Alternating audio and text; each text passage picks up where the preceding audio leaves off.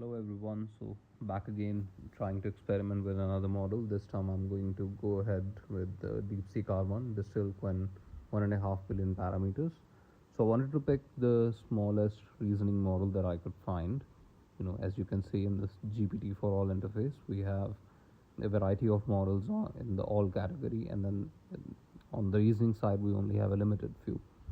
And just to give you a brief idea, a brief comparison between the reasoning and the non-reasoning models. Reasoning is what allows the LLM to have access to the chain of thought process, and using that it can give you a more accurate, a more detailed, and a better version of the answer.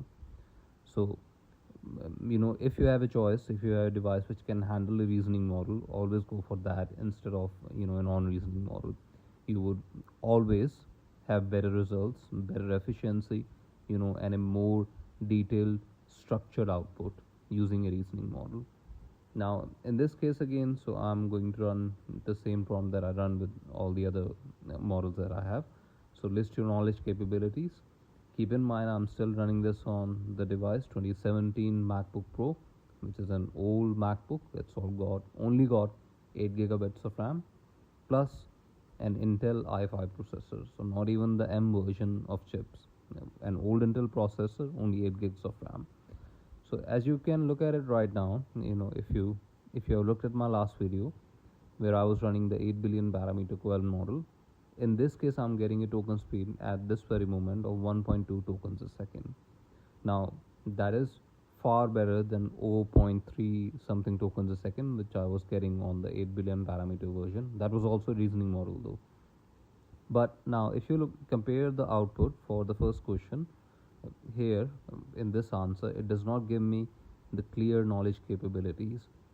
Whereas in that case, when I had the 8 billion parameter version, it gives me a list of what it knows. So in this case, you can look at the difference in the output as well. So maybe there's something going on in the post training, or this is some kind of behavior that they haven't distilled into the model. Anyways, so we are going to run this command, the one that I again always use. So how to pick the right type of solar panel. As you can see on the screen, I'm getting a token speed of about 0.47 tokens a second.